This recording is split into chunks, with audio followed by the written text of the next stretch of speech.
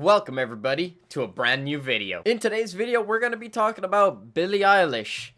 I never thought I would talk about her on my channel. I wanted to take a little bit of a different route and sort of discuss something that has been on my mind over the past few days, and I'm finally getting around to it. This video isn't my normal type of video. Normally I have like gameplay in the background or something like that, but I kind of just wanted to sit here, talk straight to the camera, and mention some things that were on my mind, specifically about Billie Eilish and her new project that she dropped. Billie Eilish is a pop artist, and she recently dropped an album called When We Fall Asleep, Where Do We Go? To give you guys a little bit of a background of what I think about Billie Eilish, or what I thought about Billie Eilish, I'm gonna be real. I was a big time hater. I really did not like her music. Some of her old stuff just didn't click with me whatsoever. I thought she was super generic. I thought I had heard her voice from a bunch of different artists so many times, and I was sort of one of those people who just went around saying that she was an industry plant. Oh, as if we haven't heard that enough times. And quite honestly, I just didn't really care about her or her music or anything like that. However, there is a YouTuber that I am a very big fan of called Anthony Fantano, or The Needle Drop is his actual YouTube channel's name. And he put out a review of this album on April Fool's Day, and he really enjoyed the album. Now, at first, I had no clue whether or not he actually liked the album or if he didn't like the album. The thumbnail had him in a red flannel. If you guys don't watch his channel, a red flannel is supposed to signify that the album is bad, and a yellow flannel, which he was actually wearing in the video, is supposed to signify that the album is good. So I think the whole April Fool's joke wasn't the video itself, but it was just the thumbnail of him with the red flannel, and then when you click on the video, you find out, oh shit, he actually enjoyed the album. But anyway, I clicked on the video just to see what his opinion was of it, because I saw the red flannel in the thumbnail, and I'm gonna be honest, I went into it with a very closed mindset, hoping that he was going to give it a bad review, just so I could sort of validate myself that Billie Eilish's music isn't good. But that's not what ended up happening. Towards the end of the video, he ended up giving the album an 8 out of 10. Now, an 8 out of 10 is pretty damn impressive. Not that everything that this guy says is gospel or anything like that, but a pretty good score from a pretty reliable reviewer. And so I kind of let my guard down a little bit, and I was like, you know what? Maybe I should give this a chance, even though I was a big time hater of Billie Eilish and I didn't really like her all that much, her as a person, her as an artist. I just didn't want anything to do with her. But I thought to myself, maybe there is something in this album that is different about her music. Maybe she tries something new that would actually appeal to me and that I would actually enjoy. And so I decided that I was going to go into this album with an open mind. I wasn't going to go into it looking for songs to dislike. I was just simply going to listen, and if I liked it, I liked it. If I didn't, well then I didn't. The first ever song from this album that I actually heard was before the album even dropped, and it was When the Party's Over. I just clicked on the video that I saw in my YouTube recommended, kind of listened to the whole thing, and didn't enjoy it at the time. However, I am going to talk about that song more later on in the video. Also, for anybody wondering, I don't really think this video is me reviewing the album. It's just me sort of giving my own thoughts. I'm not going to rate it or anything like that. I'm just gonna tell you guys what I think. But overall, I do have to say that I was quite impressed by this album. There are a good few songs in there, actually a lot of songs that I really enjoyed and that I'm definitely going to come back to and listen to and probably add to one of my playlists. I'm gonna go through the track list and talk about some songs that I didn't really care about and some songs that I really enjoyed. The first actual song is Bad Guy, and oh my god, I actually really like the track. It's really fucking good. I think the production behind this song and just the album in general is really good. I think it's very unique. It doesn't really sound like it's trying to imitate that many people, although there are a few influences throughout the album that we can definitely pick up. Specifically in Bad Guy, I wouldn't exactly say that she's copying anybody in the industry. However, I definitely get major D. Antwoord vibes from the instrumental, from the song, and especially the music video. The music video just reminds me of Ugly Boy by D. Antwoord. Not that that sort of influence is bad, because I personally really enjoy Ugly Boy by D. Antwoord. Overall, Bad Guy is just an incredible track. As much as I really didn't want to admit it when I first heard it, I can't lie, the track is super catchy. That hook is just infectious, and yeah, that is definitely one of the songs that's going to my favorites playlist. I mean, Jesus, that is a damn good song. The next song is Zanny, and I don't really know how to feel about this track, although I will definitely say that I agree with the message of, like, you shouldn't actually do drugs. I'm very happy that she decided to go that route rather than promoting drugs. I like the overall message, however, the song just didn't really stick with me the first time I listened to it. However, that doesn't mean that the song can't grow on me over time, because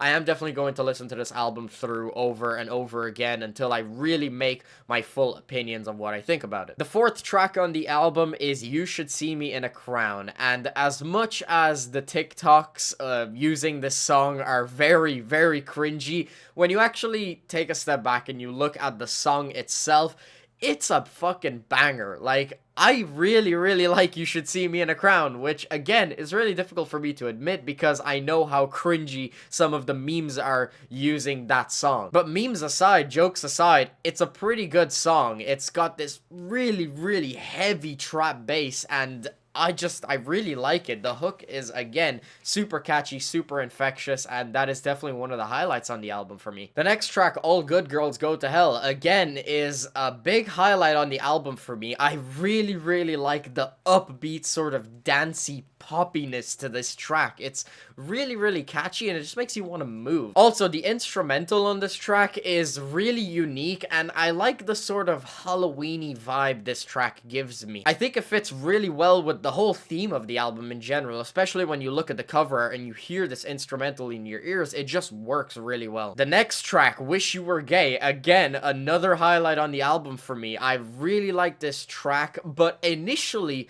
when I actually saw the title of the track, it put me off, because the term I wish you were gay to me gives really, really negative vibes, because I just remember about certain people who I've known throughout my life who have a crush on somebody who has a different sexual orientation to them and complaining about it to me, saying, oh my god, I wish they were gay so that they would like me. So initially, looking at the track's title, I got a bad impression before I listened to it. However, when I actually listened to the song, I really like the angle she took this track. This completely caught me off guard, and I wasn't expecting her to go at it in the way that she did. She's not bringing up the point of I wish you were gay because she wants the person that she likes to have the same orientation as her. The reason she's saying this is because she is in a relationship with this person, and reading over the lyrics, the impression I'm getting is that they're actually in an abusive relationship or a toxic relationship, and she wishes that he had a different sexual orientation to her so that he wasn't attracted to her. Like, wow. That really caught me off guard, and I really like the angle that she took it. I might be reading into it wrong, but reading over the lyrics, that is what I'm getting from it. So, really, really creative angle. I have to give it to her. That just caught me completely off guard, and it's also a really good song. Super catchy, just like most of the songs on this album. And here we are to the 7th track, When the Party's Over. At the start of this video, I said that I didn't really like the track. However, now listening to it in the context of the entire project, I have to say that I actually really appreciate this song being here, because a lot of the songs before this have been a lot more intense, a lot more bassy, a lot more trap influenced. The production has really been just so in your face with Billie Eilish's amazing vocals. As much as I didn't like her voice before going into this album, I do have to admit, her vocals are beautiful on this album. But again, for When the Party's Over, in context of the entire album, I think it is a very good breather track to just sort of take a break and listen to something a lot more quiet and less hard-hitting. It gives you a breather. It gives you a little bit of time to just sort of take a seat back and just enjoy this really, really mellow and just very soft-hitting song. But that doesn't take away from the song. I think the vocals are beautiful, and I really, really like the lyrics, and I can't believe I've changed my mind about this song so much. I went from completely disliking it to really, really liking it because it just works so well in the way that it is a more low-key track on the track list that was very much needed. Do I think I could listen to the song by itself, though? maybe not, but if I was listening to the album through from the beginning, definitely, this would not be a skip for me whatsoever, because it is a breather, as I said. The 8th track, coincidentally titled 8, is another highlight on the album for me. I think the whole purpose of the track being called 8 is because the vocals in this song sound like they're coming from a very, very young child, so I sort of understand the whole theme of what she was trying to get at in this song. I really like the guitar chords in the background of this song. It really fits the whole innocent sort of vibe, because obviously when you're a kid, you're innocent and you're looking at the world with wonder, and this track with the guitar chords really just reinforces that feeling. Also, when Billie decides to go into the childish sounding vocals, it doesn't sound cringy or it doesn't sound forced to me. It sounds natural, as if a real kid was actually on the vocals performing these lines, and it fits fucking perfectly. It's really nice to hear. Song is really catchy, and again, it is a little bit harder hitting than When the Party's Over, so it's not like we took that breather and just immediately went back into hard hitting instrumentals. Like, it's slowly building that back up, and I can really appreciate that. The next song, My Strange Addiction, is unfortunately not a song that I really found that much substance in. I don't know why, but I just felt like it was a little bit predictable. I don't feel like the production was as creative on this track. However, it is still definitely a little bit catchy, and I don't think I would skip it in context of the album.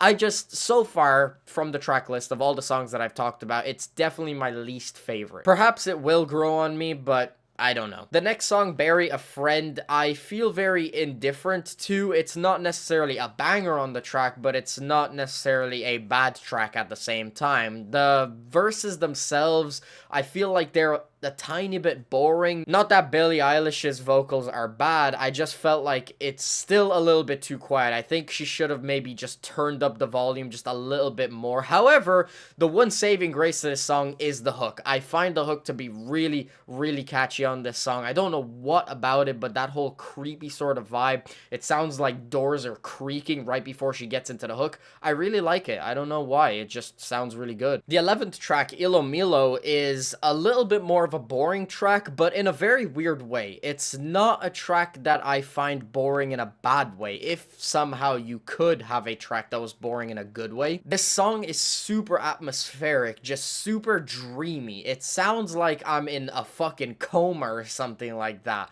and I'm just trying to wake up from it. The atmosphere of this track is just incredible. Like, it really just gets you so heavily invested into it. Overall, I think it's a good track. I don't think it's a fantastic track, but I definitely think it is a pretty good track. The next song, Listen Before I Go, is very similar to the previous tracks in the sense that it is a lot more toned down. Her vocals are a lot softer. It almost sounds like she is whispering into the microphone, and normally I wouldn't really like that too much. However, the piano chords in the background are beautiful. I think it works, again, with the atmosphere of the song, and because the album is coming to an end, I definitely sort of understand why it's still a little quieter on this end. My opinion is sort of in the middle about this track. I feel like if I was in the right headspace, I could really enjoy it. Say if I just needed to listen to something a little bit more sad and depressing, then yes, I reckon I would enjoy it. However, is this a song that I'm going to listen to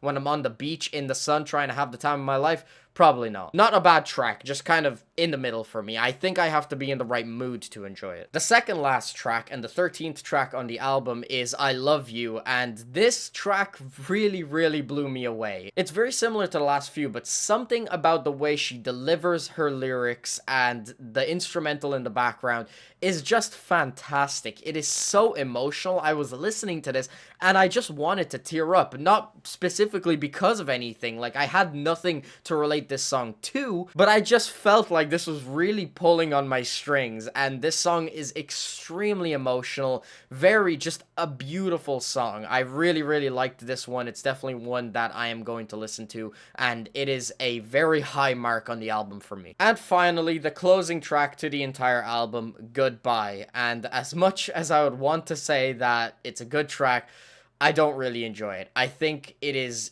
very boring. I feel like it wasn't a good way to end the album, in my opinion. I personally feel like this track just reinforces everything that the album went through. It goes through all of the songs in succession, and that's the sort of vibe that I get from it. And I don't know, it just doesn't really work as a closing track for me. I feel like her vocals are a bit boring.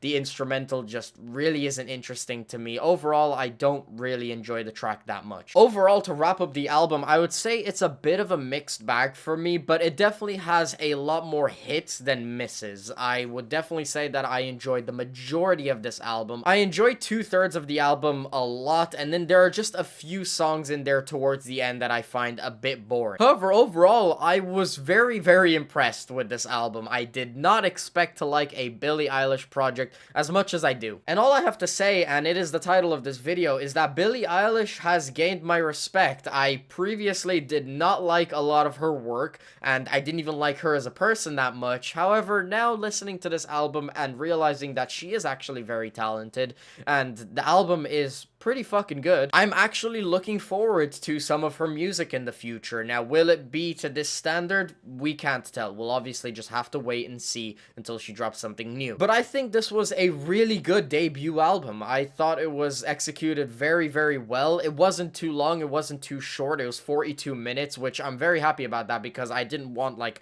a 1.5-hour project from her. I just wanted something shorter and sweeter. And that's exactly what I got. I definitely can say that I enjoyed this album, the majority of it, and I'm impressed. Billie Eilish has proven me wrong, and I used to be a hater, and now I think she's actually a pretty decent artist. Billie Eilish has gained my respect, and somehow I don't feel bad about it. But yeah, Billie Eilish, When We Fall Asleep, where do we go? Really enjoyed it. I'm gonna wrap this video up here. So yeah, guys, that's pretty much the end of the video. If you guys enjoyed, make sure you smack the like button. If you want to stay up to date with my content, please be sure to subscribe. I'll have my last video in the corner. If you haven't checked that out already, definitely make sure to check it out. Hope you guys enjoyed. Thanks very much for watching.